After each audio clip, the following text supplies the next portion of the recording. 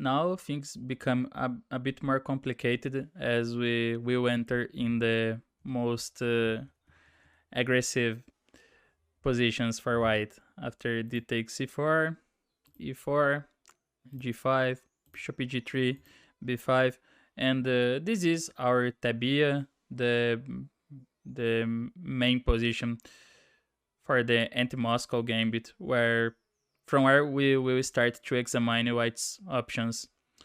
In chapter 2, I decided to see what happens if white advances the e5 pawn, which is indeed a very committal decision, an early advance, even before castling or finishing white's development. But there is a very concrete point behind it, as white cramps black's dark squares and aims to get advantage of it. Also, black forces white to move the knight from f6, and the king side might be more exposed in this case. The drawback is that black gets an excellent outpost for the knight on d5. Oh, here I should mention that I also analyzed what happens when white waits for one move and play first bishop e2, bishop b7, and now e5.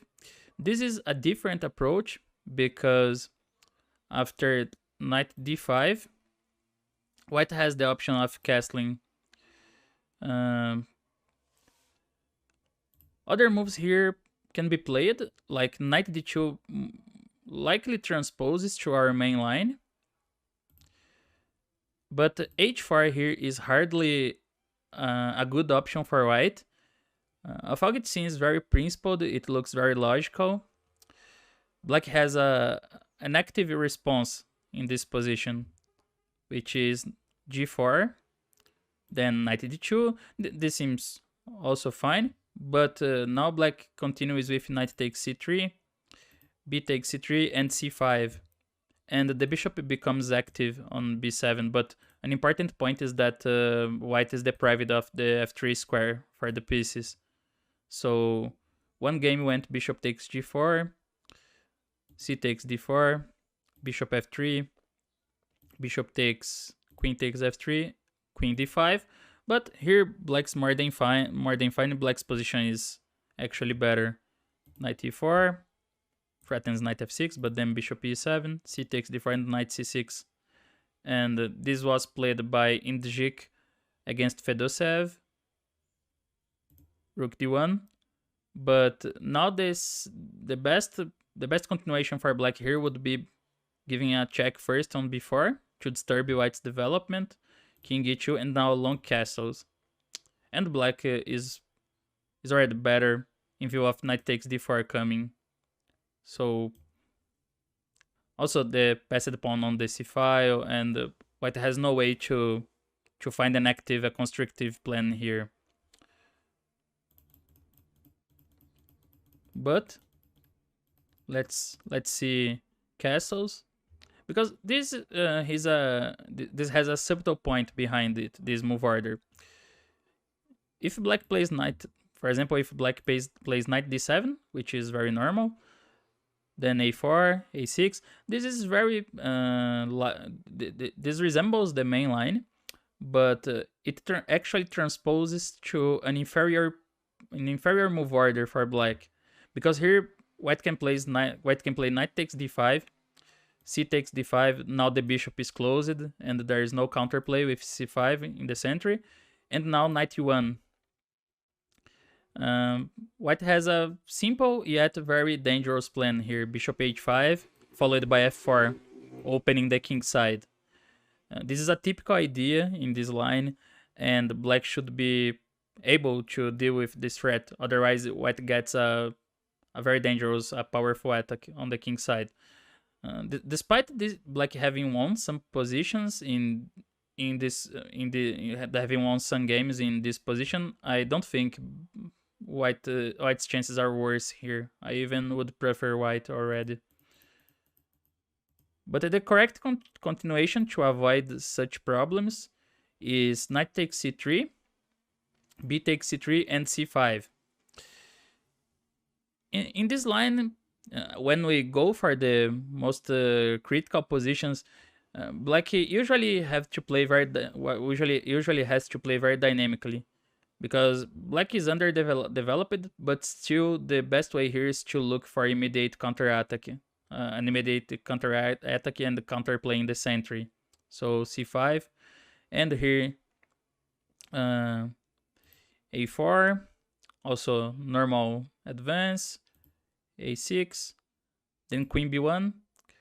This seems a very strong maneuver because white the queen attacks b5, and there is another point here, which is g4, knight h4, bishop e7. The knight seems trapped on h4, but now knight g6 is white's idea. This works in some positions, but here is a mistake. My analysis discovered that d takes c5 would be a new move in this position, and is the correct idea for white, the correct continuation. Then after bishop takes h4, bishop takes, queen takes, a takes b5 already gives a promising initiative for white, which means that black should look for safety here with castles and give back the piece after c6, looking for an equal position. So still one game went knight g6. True, it was a blitz game, but I was very impressed by how Maxim Matlakov conducted the game from this point, because he played f takes g6, queen takes g6, then king d7, d takes c5. The king should go to the sentry, because after king f8, f3 looks winning for white. Then king g7, and then d takes c5. Here black's position looks still very dangerous, and this is very common in the anti-Moscow gambit. White sacrifices the pawn to get a better development, but white is even ready to sacrifice more material in order to transform this development in a direct attack against the king. But here there is a very strong defense for black. Despite the threats of rook d1, bishop g4, and ideas like this, black has queen g8, winning a very important tempo by attacking this queen, offering the exchange, and also defending the e6 pawn. Then rook f d1. Then the game went to queen b1, if I'm not wrong. No, this was more precise. The game went to rook f d1, because queen b1 still attacks b5, but now black has queen h7, again attacking the king. The queen, this is the same idea from the game. A takes b5, bishop takes c5, then queen d1, avoiding the exchange, king c7, and here white plays b6, but king takes b6, bishop c4, and king a7, and the king finds a safe place on a7, surrounded by the pieces, but this is enough to avoid the direct attack by white.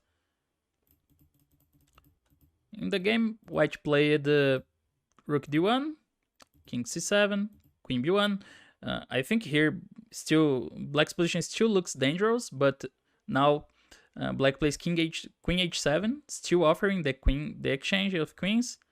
And the very instructive point here, is that if white plays queen b2, there is a very strong maneuver. Queen e4, threatening mate on g2, bishop f1, and the queen goes to c6. So after doing this very unusual walk, the queen comes to c6, and black is more than fine here. Black is almost already winning, because the king is totally safe on c7, and black has no problems to bring the other pieces to the game. So the game went a takes b5, queen b1, rook b1, a takes b5, and Matlakov managed to convert the material advantage. Despite being a blitz game, I think it's very, very instructive to know how to. It was very instructive by black, and it's very useful to know how to handle this position. But this is only one of the possible move orders. And here there is another point in the anti-Moscow. There are many move orders available for both sides, and we will have to check many options for white. So let's go back to the direct e5. Then knight d5. Knight h5 used to be played in the past, and you can find some strong players trying this move, but I wouldn't recommend it for black, especially because of the continuation bishop e2. The point on bringing the knight to the edge of the board is that black is counting on eliminating this bishop when necessary. But bishop e2, bishop b7, a4, a6, and in this position, white has a very promising idea, which is knight takes g5, attacking the knight. Then knight takes g3, knight takes f7, sacrificing the piece, and f takes g3. Because white's playing castles, bishop g4, or bishop h5, queen g4, knight e4, and honestly, the computer says that black can defend this position, and also there is a game between Kramnik against Anand, in which Anand displays amazing defense to win as black, but I think in practice the position is simply too dangerous, and I see no reason to go for this as black. On the other hand, knight d5 is very natural, and yeah, here white has the aforementioned ideas of using exploiting the dark squares, the weak dark squares on black's camp, and also trying to open the king side by means of h4, either h4 or f4. But it's very important to know some finesses on the move order. For example, here there are two moves that are already bad for white. One of them is a4, because a4 looks very natural in many positions, but here black can react in a very active way with bishop b4, and the ping is very annoying now for white. For example, if queen c2, queen a5, and now rook c1 can be answered by queen takes a4, winning a second pawn, and after exchanging queens, black's playing a3 already, with an almost winning advantage. So white needs to play queen c1, but now queen b6. And white's not well coordinated here, because g4 is coming when white has problems with the d4 pawn. White can try to play this position, but in practice, objectively speaking, black is already better. Another move that is not good here is knight e4. Again, it seems the most natural, but because the knight's jumping to f6 or d6, but there is the drawback of allowing bishop b4, and this is a very unpleasant check because there is no good way to go out of this check for white. For example, knight fd2, then c3. And the black is able to force the exchange of the knights and keeps the pawn up, again with a good position. Black is even the first side to grab the initiative here.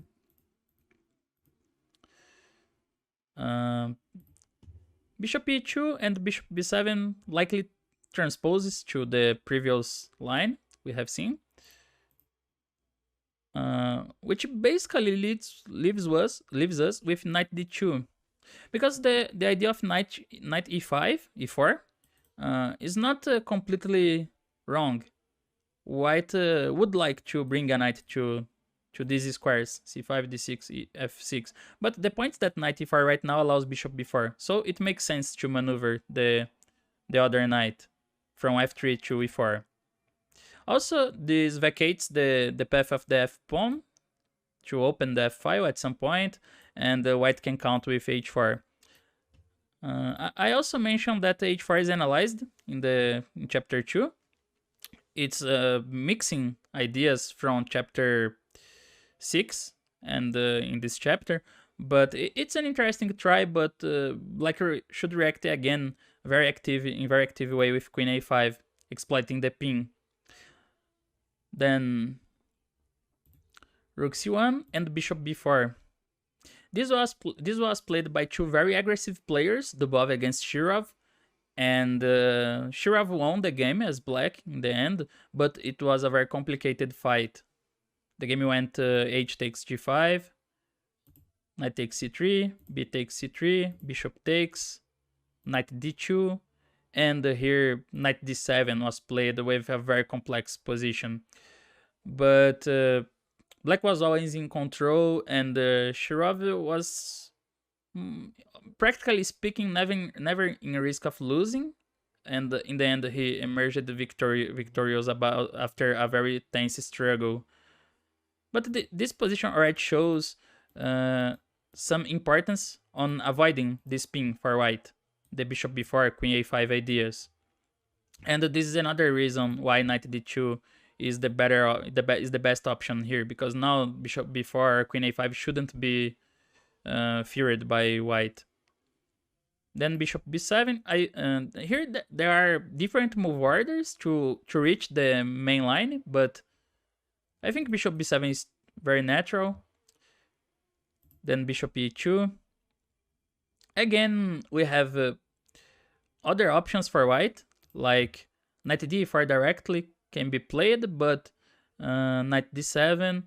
And here, I think that the most sensible, the most logical for white is to continue with bishop e2, when the game tends to transpose after queen b6 to the main line. Because in case of something like h4 here, this is a bit hasty, because black reacts with in a typical way that solves black's opening problems here. Knight takes c3, and knight takes c3, because b takes c3 would be nice to reinforce the structure in the center and to keep the chance of giving the check on d6. But now c5, this typical advance works nicely again here, because the knight's hanging now. And if knight d6, bishop takes, e takes d6, queen a5, again exploiting the pin, rook c1.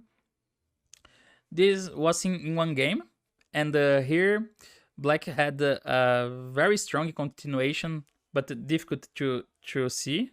That was c takes d4, queen takes d4, and now e5. This is an amazing move, because after bishop takes d5, black continues with castles, and suddenly it's black who is attacking in the center, threatening knight takes d5 and the rook a8.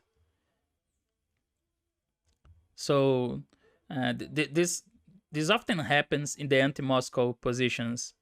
It looks like white's attacking, but black has a very dynamic response, which suddenly turns the tables and passes the initiative already to black's side.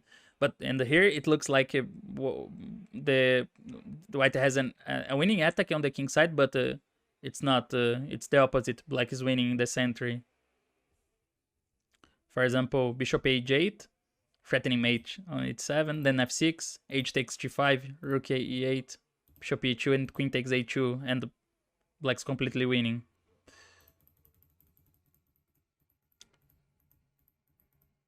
Also, now h4 is possible, but should be met with the semi-reaction. Knight takes c3, b takes c3, and c5. And black is active again. Here, white can still try to fight for the initiative with queen b1. And a maneuver seen in the previous chapter, but it offers real chances of initiative here, due to b5 hanging and the threat on c4 as well. But I found the new move, bishop c6, that hasn't been played yet, but it looks enough to leave black with an at least playable position. But it's important I will not try to show all the long lines here because many of them are really long and you can check them in the database. But it's important to understand that many positions work in a very concrete way, and you shouldn't only think in a in positional basis. You need to calculate very well the positions and try to react in the most active way, and do not play too passive.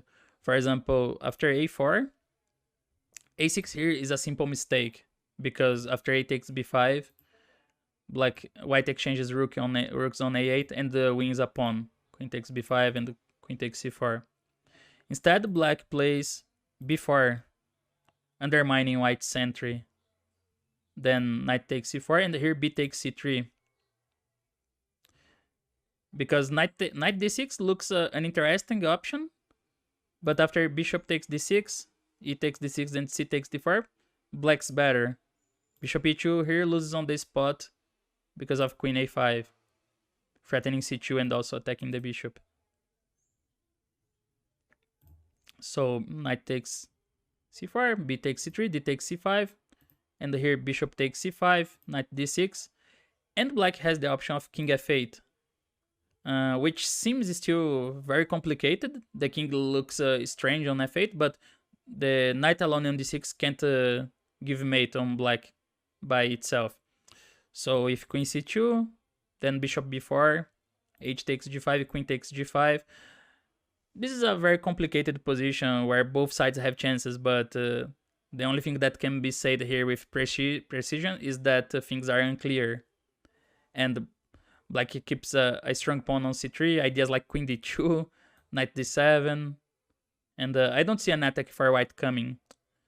So white is still a pawn up, black is still a pawn up, and this is a good reason to be optimistic here for black, I guess.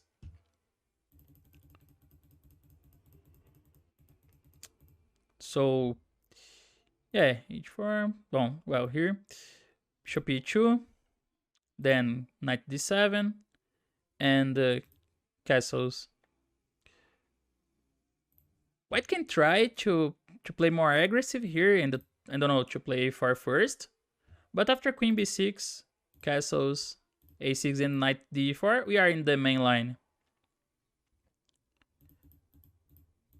But at this point, h4 is not a good option anymore, because black is already more developed and can take the initiative in case of careless play by white. For example, queen b6, h takes g5, and here castles. And black is already playing for the initiative with very good chances. For example, g takes h6, c5, and black is very active. So white's opening idea here kind of backfired already. But castles is fine. Then queen b6, attacking d4, preparing to bring the king to the queen side. It's never an easy choice here to decide where to put the king. Never an easy decision, but considering that there are many pieces closer to the king side, it makes sense to leave the king on c8. Here it's time for white to remember the correct move order, the correct move here, which is a4, creating this tension on the queen side. It seems that, of course, black plays a5, a6 here, and things are more or less equal one move before. But it makes a lot of difference when we analyze the direct knight d4. Because here, black is able to exploit this knight to play for the initiative first, to solve the opening problems. And that is achieved by means of c5. The direct c5.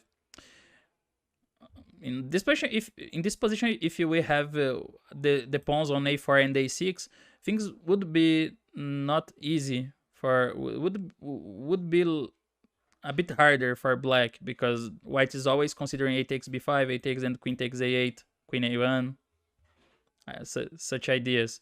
But here, if white plays knight d5, knight takes d5, bishop takes d5, knight c3, Another difference is that after c takes d4, knight d5, e takes d5. Another difference can be seen here, because if you insert pawns on a4 and a5, then white would play a takes b5, and the pin on the a file would force something like, would force black to recapture with the queen, which is not ideal. But here, things are very different. After it takes d5, one game went bishop h5. Here, e6 can be a typical idea sometimes, but it simply doesn't work here. F takes e6, bishop h5, king d8. And the king is totally safe on d8. So, bishop h5. Then bishop e7 to close the e file. And e6. The point is that if a4, then black play castles and solves the opening problems, finishing the development. But e6 was tried, then queen takes a6, rook e1, queen f6, and bishop g4. a4, of course, is again answered by castles, but bishop g4 seems a very critical moment here, as white's threatening bishop takes d7 and bishop e5. But black showed a great preparation here, because it was Marcus Reger from Austria, who played the strongest move in this position, h5, d3. Then a4. The point's that if bishop takes d7, king takes d7, and bishop e5, white wins the exchange, but queen c6, bishop h8, rook h8, queen g4, king d8, queen d4, rook e8. Black has lost the exchange, but kept a lot of pawns in the center, and these pawns can be very strong. For example, queen takes a7, bishop d6, queen f7, rook takes e1, rook takes, and b4. It's a very curious position, because the king looks to be about to be being mated on the 8th rank, but there is no way to deliver the mate. On the other hand, black's coming with the pawns and should win in the next moves.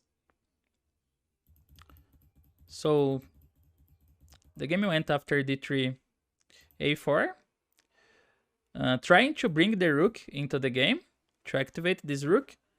But again, black played the strongest move here, h5, disturbing white's coordination. This is very important, because now if bishop takes d7, king takes, and a takes b5, then bishop c5 is a very precise response, avoiding bishop e5 in view of the counterplay on f2.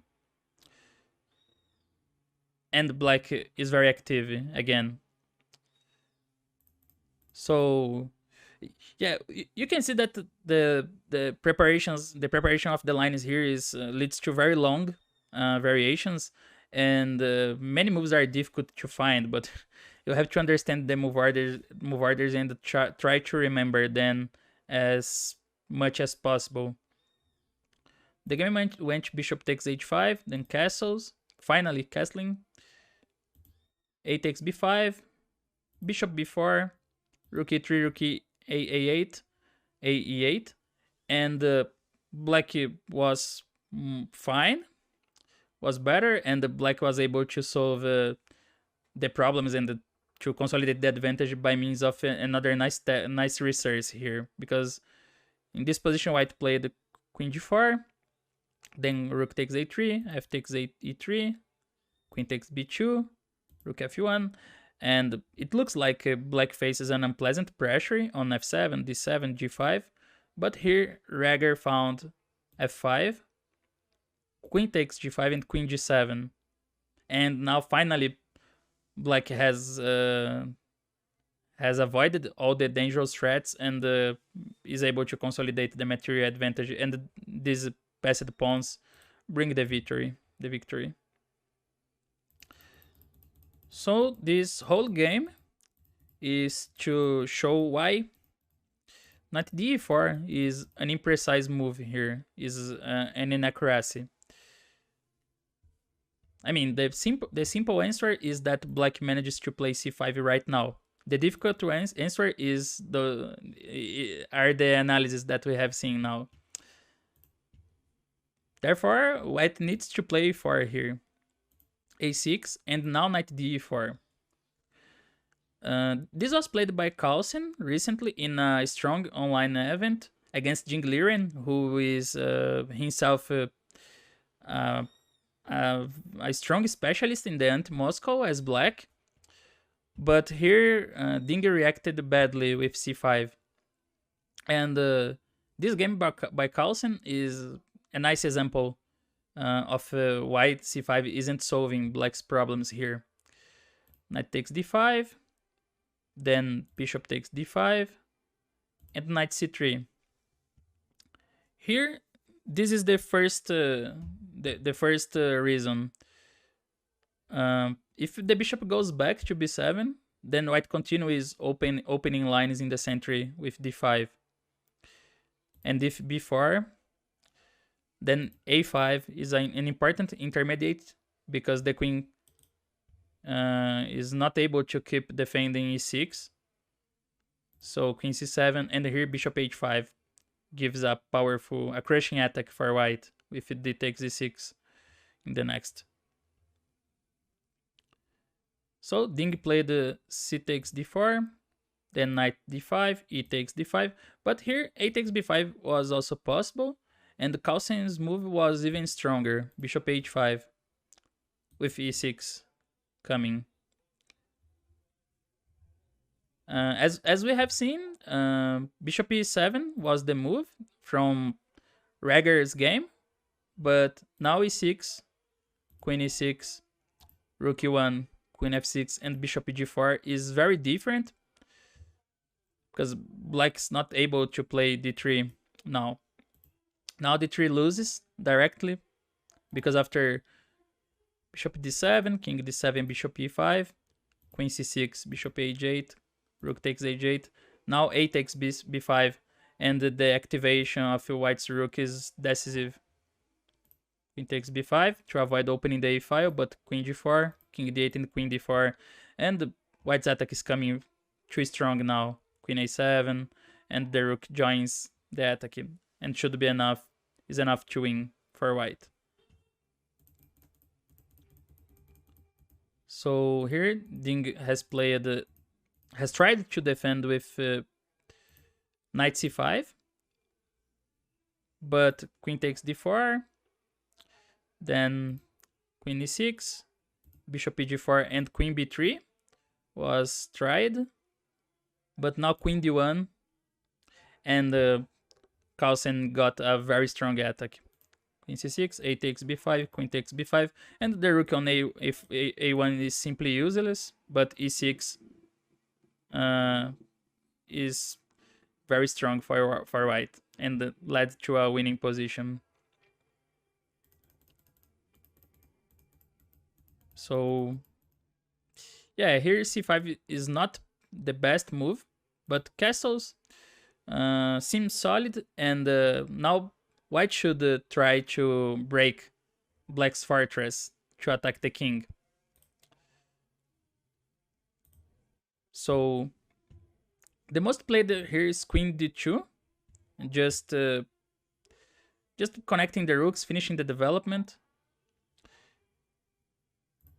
Also possible is bishop h5, but objectively this looks very logical, attacking f7, but objectively speaking, black has a very strong response here, which is knight f4. Always trying to play in the most active way. Then if bishop f7, knight takes e5, activating the rook. This was seen in one game played between Mamedyarov against Gelfand, and Gelfand scored a nice win as black. Although the position remains complicated after bishop takes e6, then king b8. Things are still very unclear, but black has sufficient counterplay in the center and on the king side. So queen d2 prevents ideas like knight f4 and connects the rooks. Now black plays c5. Then a takes b5. This is better than knight takes d5, bishop takes, and knight c3, because here black has the extra option of b4. Knight takes d5, a takes d5, and black is able to keep the position more closed here, especially on the queen side. So a takes b5 opens the a file, and knight takes d5, bishop takes. This is of course much better than a takes d5, e takes d5, because after d takes c5, bishop takes, knight takes, queen takes, bishop h5. White had a very strong pressure in one game. Despite black has won the game, I think white simply better here, attacking f7, and also bishop g4 followed by e6 is an useful and interesting idea. But bishop takes d5 is more solid, and knight c3. This is a very critical point for black, because the thing you should remember is that white has already managed to open the a file, but it's important to keep the queen side as closed as possible, and do not give the chance of forcing more further open lines for white. Also, black has a nice idea of counterplay here, which is knight b8. This is a very nice maneuver because the knight helps to defend the king, and also can go to c6 in some cases. Also, it clears the d file for the rook to attack d4. But most importantly, bishop b7 would be bad, because after d5, white opens more further lines into black's position. White's able to break the sentry and activates the pieces. For example, bishop g7 makes sense. Now e5 can be attacked, but b3 here forces further open lines on the queen side. So knight takes e5, b takes c4, and black has a very strong initiative already. On the other hand, knight b8 keeps more control for black. Here b3 is logical, trying to open again the queen side. We have seen this is a very normal idea, but black has the excellent answer here, c takes b3. Black can open the position now, but it's important to be careful, but the knight's coming to c6. So d takes c5 was seen in one game, and black had a very strong response here. Bishop c4, winning an important tempo, attacking the queen. For example, queen b2, bishop takes c5, rook fc1, and knight c6. And black has no... I wouldn't say that black has no problems here, but the black has solved the development issues already and keeps a safe position of the king. So white seems to struggle to create more threats, direct threats, and to pose some real danger for black here. So knight takes d5, rook takes d5, and here black is winning a second pawn on d4, but things are not totally solved already, because white plays bishop f3, sacrificing this pawn, rook takes d4, queen e2. And despite black has won another pawn, white has two bishops and the open file, the open a file. So the simplest plan for white is to invade the a file with the rook. And it's very important for black to know how to deal with this idea, because it's a very fast plan. Rook a8, rook a1, and try to invade the position. The first issue, the first question is where to develop this bishop. And the answer is the bishop should go to e7, because you need more pieces, as much pieces as possible, close to the king to help in black's defensive task. One game went bishop g7, the bishop went to g7, but after rook a8, rook h, d8, rook f a1, the bishop is out of play, is misplaced on g7, and at some point black will have to play it again to bring it back to the game. The best signal of this is that the computer suggests bishop f8, bringing the bishop back. So we probably should develop it directly to e7 here. Then rook a8, rook a d8, rook f a1, and rook d7. All of this was played before in one game between two strong grandmasters. Rook a d8, the rook from 8 to d7 makes a lot of sense because it keeps an eye on the 7th rank. And now white played h3, simply making useful moves and waiting for the right moment to try something. Another point behind h3 is that something like rook takes b8, queen takes b8 and rook a8 doesn't work because of rook d1, and black's winning. But h3 makes sense. And here it's important to know how to mobilize black's defense. Because h3 probably white's idea is to play something like king h2 and later try to increase the pressure on the a file after making some prophylactic moves. But the point on having the bishop on e7 is that black can play bishop d8. And to organize a solid defense on the 2nd rank. King h2 was played. Rook e1, the rook e1 on a6 doesn't work so well here because after queen takes a6, rook takes bishop knight a6. Black is already well coordinated. For example, bishop c6, rook a7, bishop b5, then knight c7, and white has grabbed the pawns on b5 and c4, but now the rooks invade the 8th rank, and white has no way to avoid losing material or getting mated on h1. So rook h2 is another prophylactic move, but here black plays rook e7, bishop e4, and rook d to d7. So preparing to exchange rooks on a7. This is a very important idea, very important defensive idea here.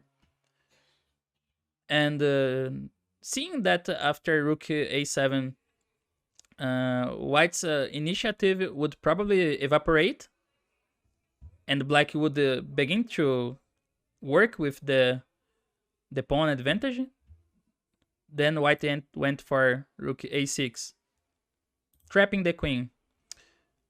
Rook takes a6, queen takes a6, rook takes a6, knight takes a6, and bishop c6. This still looks very good for white because these pawns should be lost. But now black reacted with the creative idea of sacrificing the queen. Rook b7, bishop takes, rook takes b7, and here after f4 a draw was agreed because I imagine that white was not underestimating the power of black's queenside pawns. Despite black has only a rook and a piece for the queen, these 3 pawns on the queenside can be very dangerous. I made some brief analysis, but the next moves can show the strength of these pawns. Rook d7, and for example, queen h5 makes sense, attacking the kingside pawns. But here, black has even time to play knight c7 first, queen takes h6, and now b4, starting to advance the pawns. For example, f takes g5, then c3, b takes c3, and instead of taking on c3, b3, trying to promote on b1. g6, f takes g6, queen takes g6, c4, queen b1, and the rook d2, with a still complex position, but in this line we already can see that these pawns are not so harmless, because at some point black is even playing for the advantage to win the game, with knight d5 or knight b5, supporting the advance of the b pawn, and the rook is also well placed on the 7th rank. Meanwhile, this pawn looks very slow and doesn't offer real danger for black. So I think the important point here is to remember, besides some many move orders that black should remember, the critical point is to understand in this position how to organize black's pieces. So first the bishop should go to e7 instead of g7, and it's very important to remember after doubling rooks on the d file that black should try to transfer them to the second rank. And the queen sacrifice is also a nice idea to have in mind when black can make use of the pawns on the end games.